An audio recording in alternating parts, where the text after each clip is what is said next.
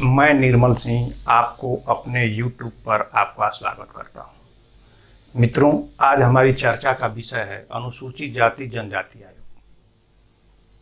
यहाँ से अक्सर क्वेश्चन पूछे जाते हैं और आज इसी पर चर्चा करेंगे कि क्वेश्चन क्या पूछे जाते हैं और ये आयोग क्या करता है, इसका गठन कैसे होता है, संविधान में इसके लिए क्या प्रावधान किए गए हैं और ये कौन कौन से कार्यों को संपन्न करता है। तो आइए मित्रों, शुरू करते हैं वीडियो को। तो सबसे पहले भारतीय संविधान का अनुच्छेद 338 कहता है कि SC/ST के लिए, सॉरी मित्रों, जान लीजिए कि इस आयोग को SC/ST आयोग भी कहा जाता है। तो अनुच्छेद 338 कह दिया कि SC/ST के लिए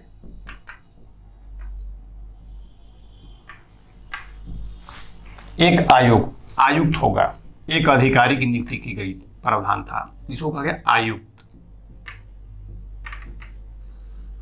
एक आयुक्त की नियुक्ति की गई। अब आगे थोड़ा इसी इतिहास पे चर्चा करते हैं कि वर्तमान स्वरूप में ये कैसे आ गया। अब 65वां संविधान संशोधन किया गया 1990 में। अब कह दिया गया कि यह आयोग को संवैधानिक, इसको अब आयोग बना दिया गया, इसको संवैधानिक दर्जा दे दिया गया, इसको संवैधानिक बना दिया गया। यहां समझने की बात है, एक आयुक्त था, अब यहां एक इस आयुक्त को क्या किया गया, आयुक्त को आयोग बना दिया गया और इसको संवैधानिक दर्जा दे दिया गया। कह दिया गया कि ये बहुसदस्य वाला होगा, बहुसदस्य होंगे, बहुसदस्यी होंगे। ये जो आयोग होगा उसमें एक से अधिक सदस्य होंगे। अब आगे आइए, 89वां संविधान संशोधन किया गया 2003 में। और इसमें सबसे बड़ा प्रावधान यह था कि अब SC एवं ST आयोग को अलग अलग कर दिया गया, दोनों के लिए अलग अलग प्रावधान किए गए। और ST के लिए एक संविधान संशोधन किया गया जिसमें प्रावधान किया गया 338 का। अब ये संवैधानिक हो गया और ये दोनों संस्थाएं अलग अलग हो गई। अब हम चर्चा करेंगे इन दोनों पर कि सदस्यों की संख्या कितनी होती है, सदस्य कौन होते हैं, कितने सदस्य होते हैं। तो आयोग के अध्यक्ष होंगे, एक अध्यक्ष होंगे, एक उपाध्यक्ष होंगे और कम से कम 3 अन्य सदस्य होंगे।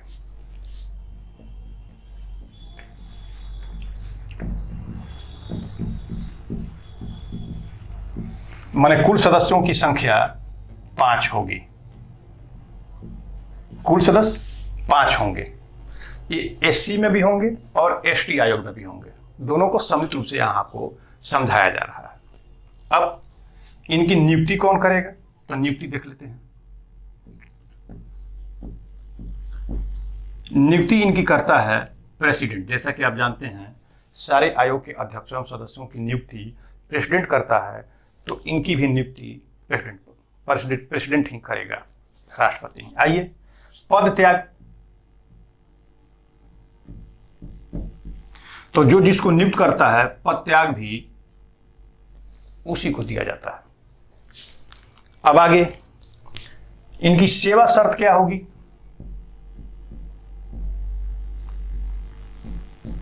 सेवा शर्त, तभी तक आप लोगों ने पढ़ा था कि सेवा शर्तें संसद निर्धारित करती है कि क्या इनको दिया जाएगा, क्या इनके वेतन होंगे, क्या भत्ता होंगे। लेकिन यहां अंतर है, ये करता है राष्ट्रपति, प्रेसिडेंट। मित्रों, ये ध्यान देने की जरूरत है। अब सबसे महत्वपूर्ण चीज होता है, एक है कार्यकाल।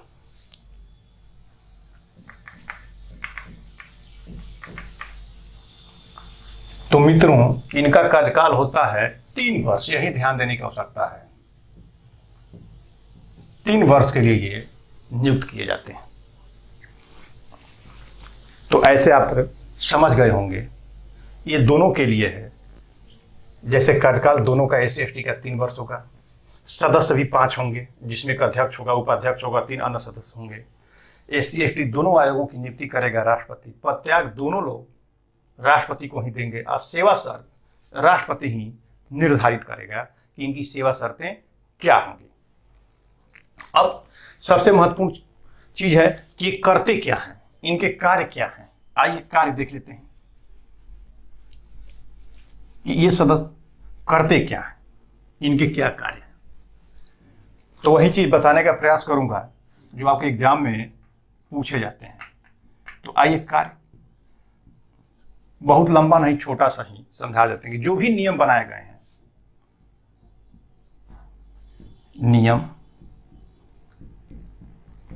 कानून, योजना,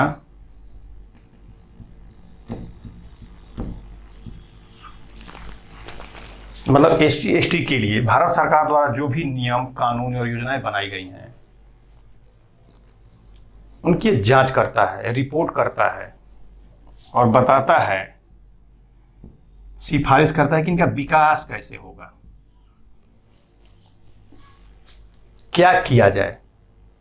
यही कार्य होते हैं SC ST आयोग के।